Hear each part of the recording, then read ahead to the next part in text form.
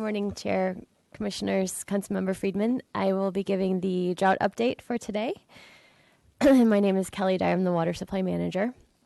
And so we'll go through the drought status, the demand status, water supply status, and water supply strategy.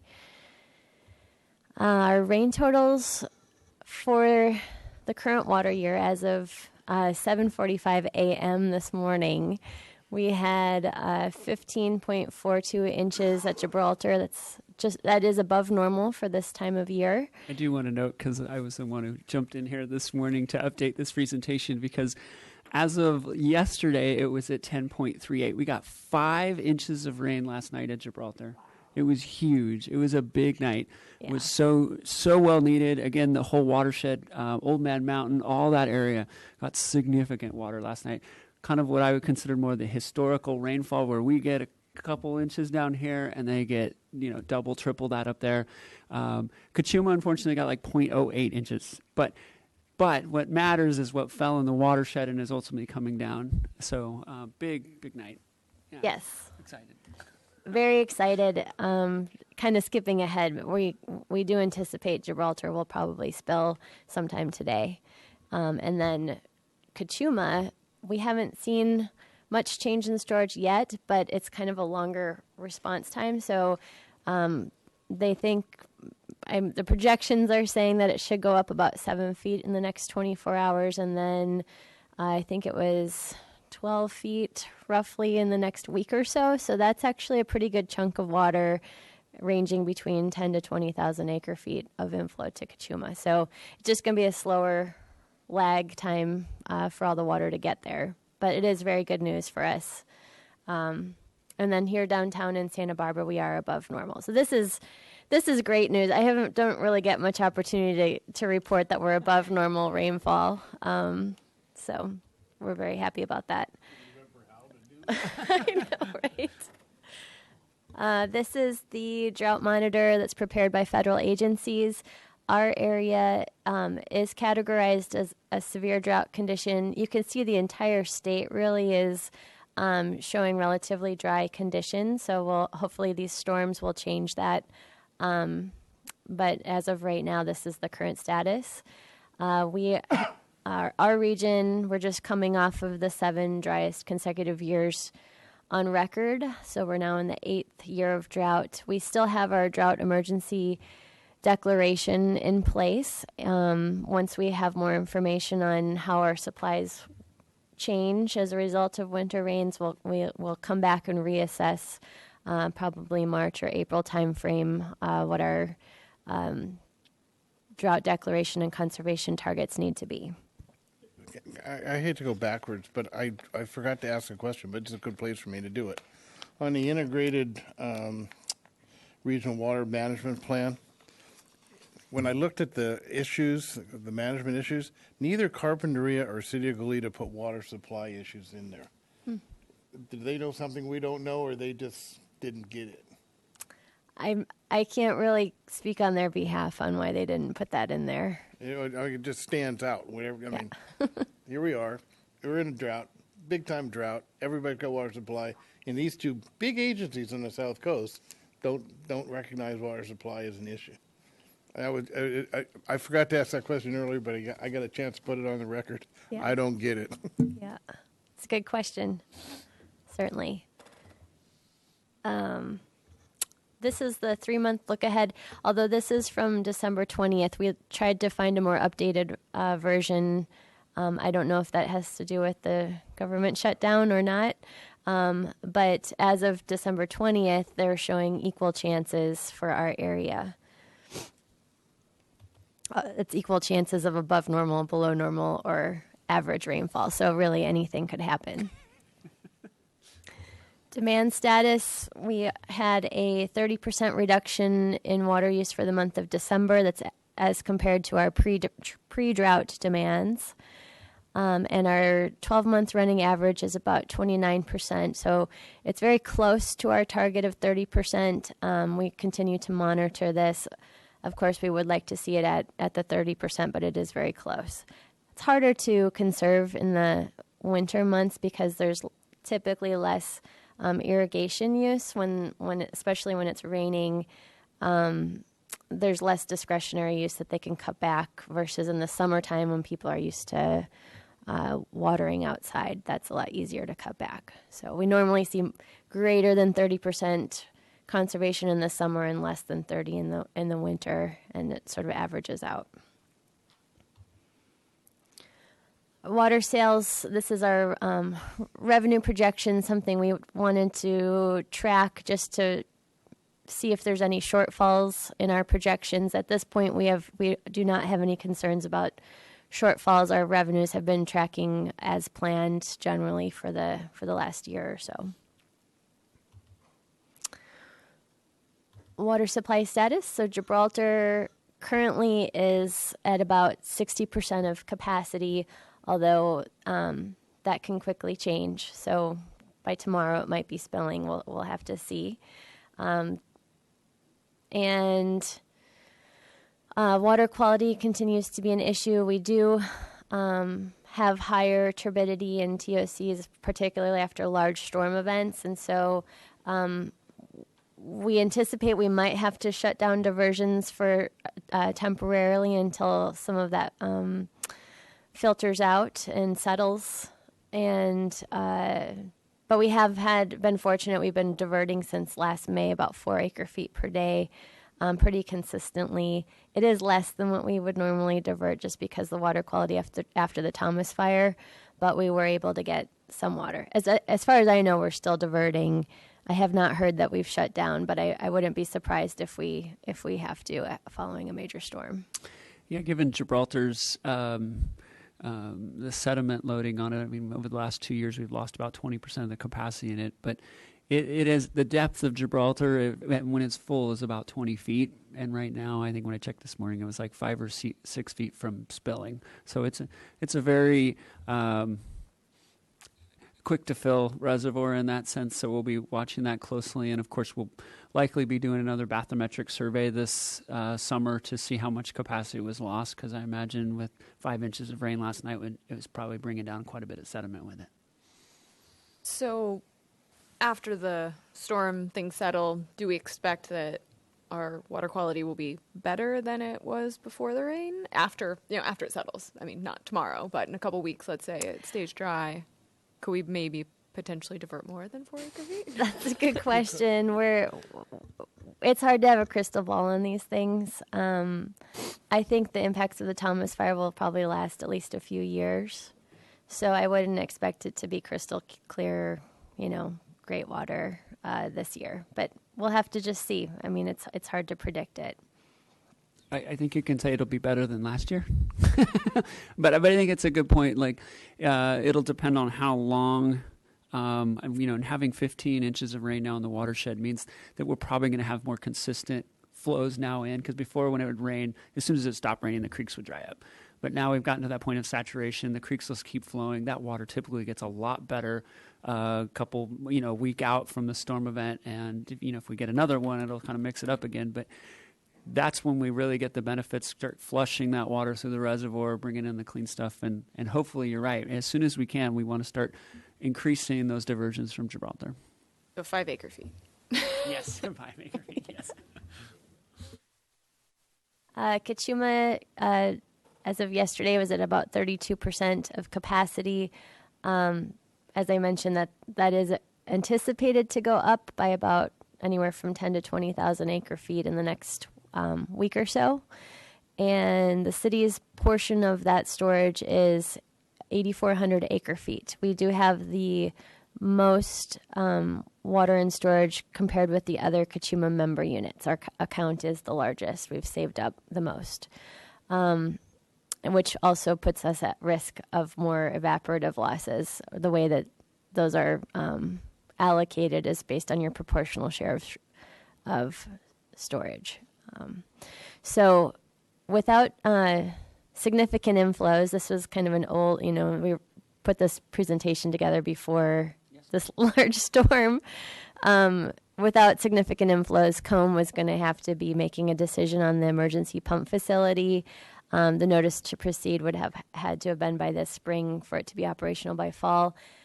I think COME will be updating the projections based on this recent storm, and so I think we might get a little bit of reprieve on the timing of the barge, but we don't know exactly when yet because they'll have to rerun those projections. And regarding inflows to Kachuma, if I remember correctly, we don't actually start accumulating any water unless the downstream rivers are flowing. Correct. Yeah, there's it's called the live stream condition, where there's certain checkpoints along the river that have to be flowing in order for it to be considered Kachuma project water. The idea behind that was that the Kachuma project was really only supposed to capture water that would otherwise have gone to the ocean when it was constructed. That was the concept. And so that's why we only get to accumulate water when we have very wet conditions. And are we there yet? I have not checked. I would guess we're... You don't think so? We'll have to check. We haven't looked recently. Okay.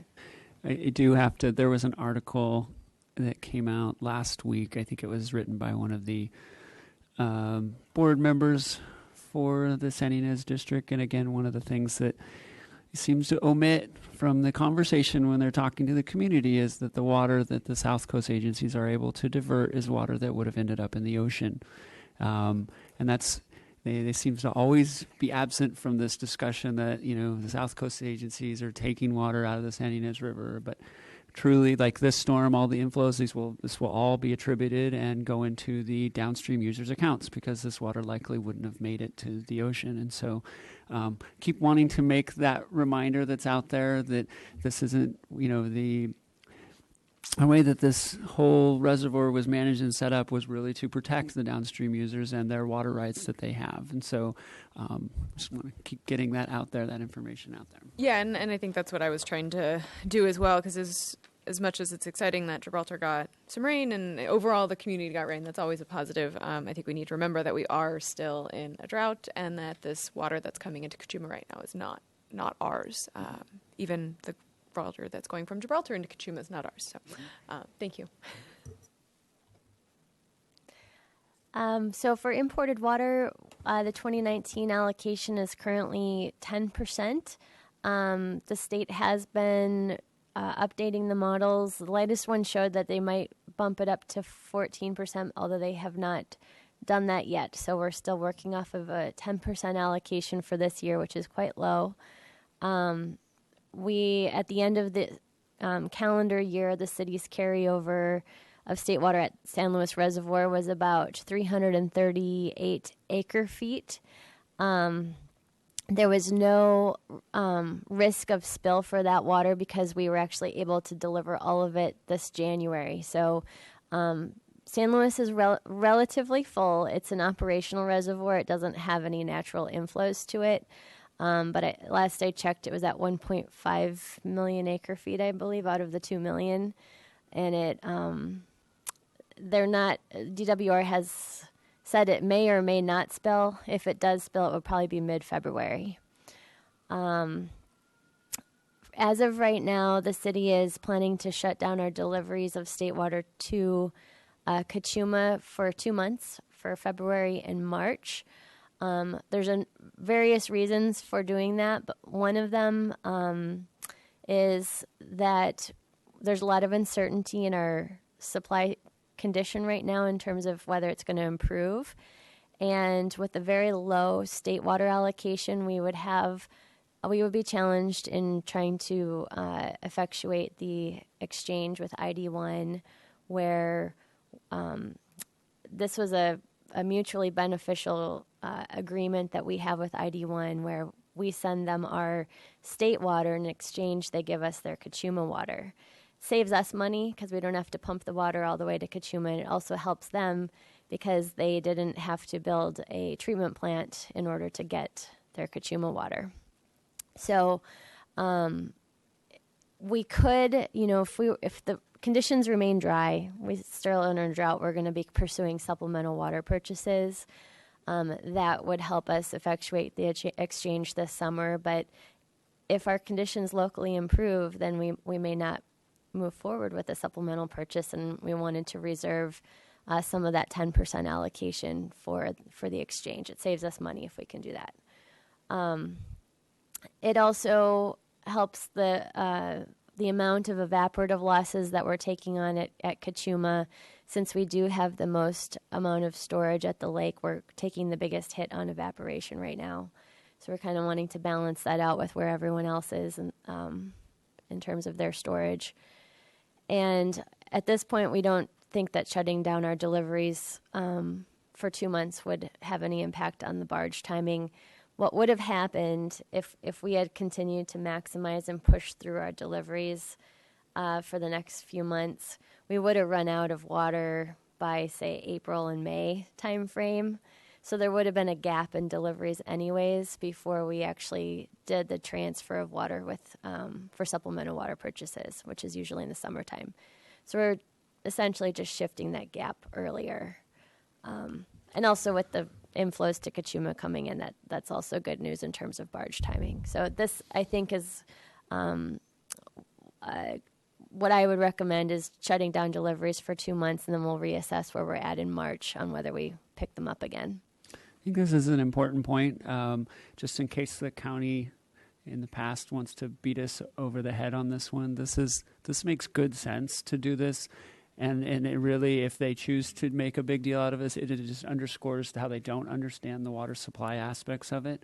But this is kind of balancing those needs, and we do need to effectuate that exchange agreement that we have. And we really have, as you can see, very little water sitting in San Luis right now to do that. So I do think this is a... Well, and I will say, the exchange agreement is a good faith effort. We're not obligated to change our delivery schedules to meet ID1's needs, but we're trying to, there's no harm to the city from doing this, and I think it's just a good neighbor issue for why I would recommend it for us, because it doesn't really harm us in any way to just shift when this gap in deliveries is occurring. So that's not going to have any impact on our pipeline capacity later in the year, is it? No, it won't. Because it's so low. What's going to happen is our capacity will become available for others if they want to send more state water right during that February and March timeframe.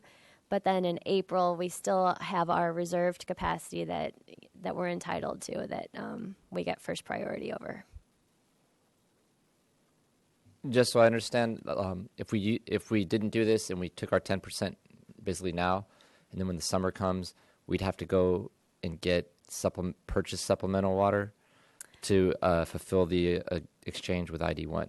So we would, if it remains dry, we would want to purchase supplemental water, which could be used to effectuate the exchange. We're not obligated to go buy water just to meet the ID1 exchange obligation, though. So if we ran out of water and we didn't have anything to send, we don't have to, we're not obligated to go buy it or make that happen. So there's no obligation to the city to change our delivery if it's not in our best interest, but it does provide us some financial benefit, and I think certainly benefits them if they can get their Kachuma water.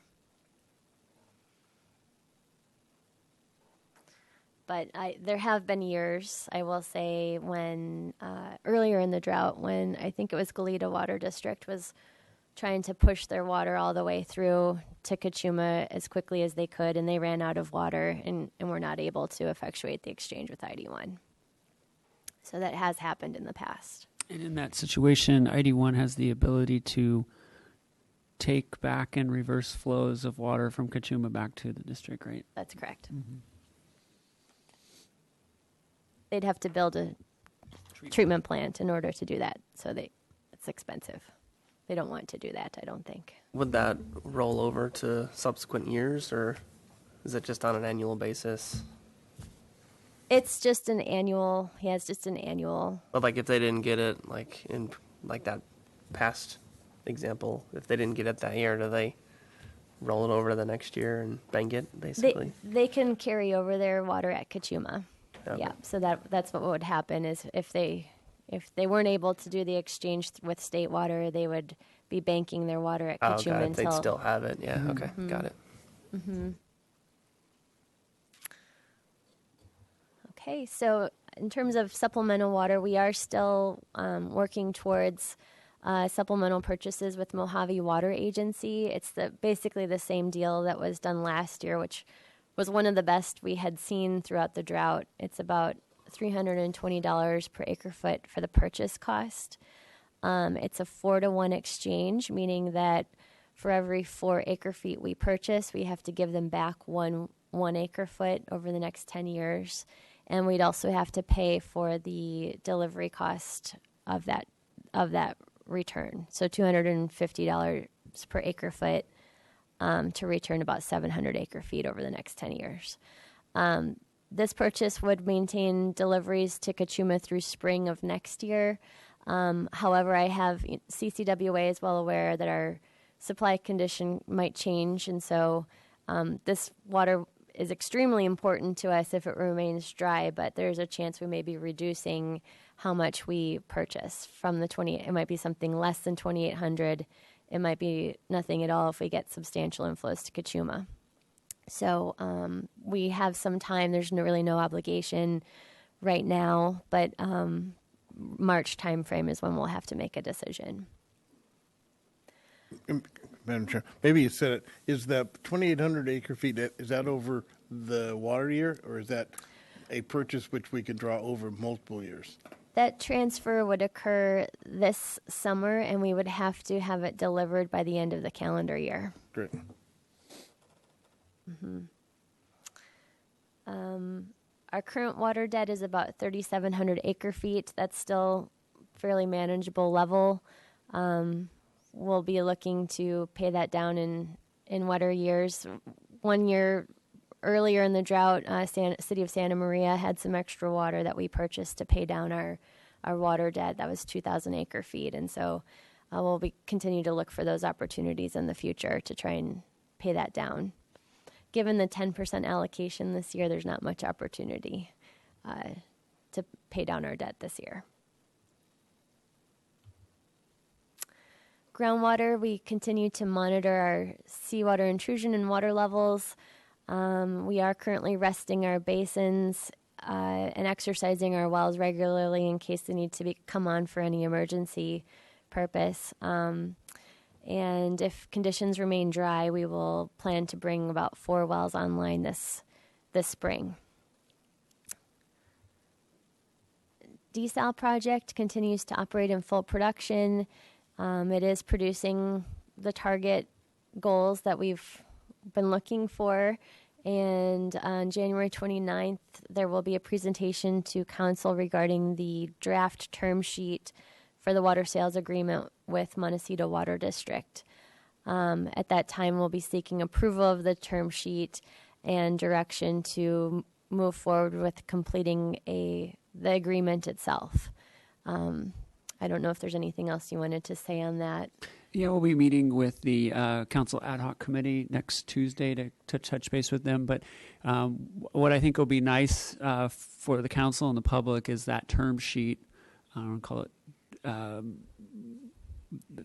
will be made publicly available. So at the end of the month, when that council agenda goes out, those term sheets will be a term sheet, which basically lays out all the major points of the agreement. And at this time, we have consensus with the Montecito Water District staff, and so they will be taking it to their board at the same time. And so I think that's really been the first time that we've got the public and the Water Commission and the council will get to see the full details of what's in there. And again, those are the major points, and then the water sales agreement will then be all the little details that kind of bind that together into an agreement. I will just see that coming up. And our water supply strategy, no significant changes since last month. This will be updated as we get more inflows from our storms, but it currently represents the 20% allocation from Kachuma and the 10% allocation of state water. So hopefully things improve, and we'll come back later this spring with our plan and strategy for filling that gap in 2021 in the case we don't get any inflows. And that's it for the drought update today. If there's any questions, I'd be happy to take them. Thank you, Ms. Dyer. Any questions from the No? Sounds like you've covered it. Thank you so much. And we'll move on